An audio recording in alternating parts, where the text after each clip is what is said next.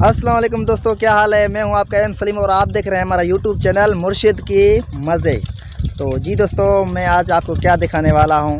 मैं आज आपको मिर्च की फसल दिखाने वाला हूं। सॉरी दोस्तों, हमारा जो है उर्दू थोड़ा सा कच्चा है, हम बात करेंगे सिंधी में। तो जी दोस्तों, मुझे हिकिड़ो दोस्त मिर्च के आने ते मिर्च के आने सो मूंखे चई त हल घुमण हलूं। सो असां आया आहियूं हिते मिर्च जे फसल में घुमण। सो तव्हांखे बि मिर्चनि जो दीदार कराईंदासीं। तव्हां कॾहिं मिर्चनि जो फसल ॾिठो आहे या नाहे ॾिठो? तव्हां मुश्किल ॾिठो हूंदो।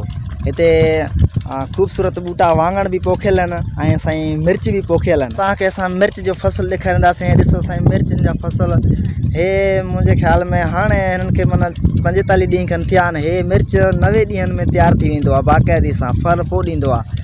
हाणे हिन खे 45 ॾींहं थिया आहिनि। हे देरि सां रोंबो थियल आहे। हे 2-3 ॾींहं हुयूं गर्मियूं न, मिर्च ज़ोर नथा ॾियनि। हे ॿूटा जेके आहिनि न, इहे फोटड़ा नथा कनि। हींअर माशाल्लाह थधूं पइजी वियूं आहिनि, माना सियारो अचे थो नओं सियारो नओं अचे थो। हींअर मिर्च जेके आहिनि वॾा थी वेंदा जल्दी सां।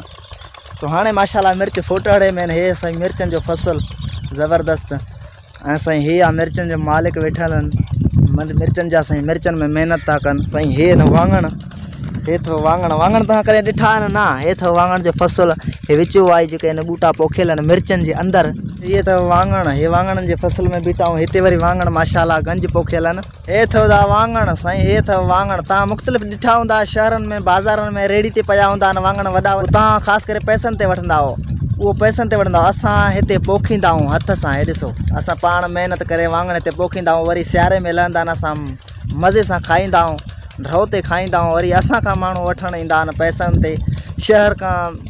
शहर ॾे माण्हू वठी वेंदा आहिनि, ओॾे खपाईंदा आहिनि। असां पोखींदा आहियूं हथ सां। वाङण वॾा थियो बाबा, वाङण झलो त असां खाऊं।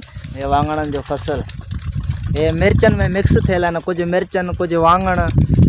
महिनत कयूं था मिड़े। असांजो हारपो आहे साईं, हारपे ते गुज़ारो आहे। इहो हमरा वेठो आहे, इहो महिनत करे थो, गाह थो कढे ठगी लाइ। हिन हमरा जो नालो आहे मोहम्मद यूसुफ। अञा हे हमरा वेठो आहे, महिनत थो करे। अड़े हाणे बसि कर, सिज लहण वारो आहे, हाणे हल घर। यार महिनत कयूं था, महिनत कयूं था।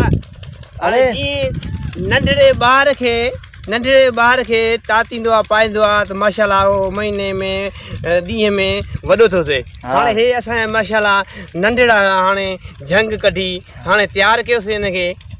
पोइ एतिरो महिनत थो करे हिन ॿूटनि। हे नंढड़ा छा कंदा? महिनत अलाह मालिक आहे, उमेद आहे। महिनत कयूं था, इंशाल्लाह फ़ाइदो वठंदासीं। सिज लहण वारो आहे, हाणे हल घर, पाणी धाणी पी, साई खण। कलाक ॿ सब्र करे, महिनत कयूं, कुझु झंग कढूं, सफ़ाई थिए।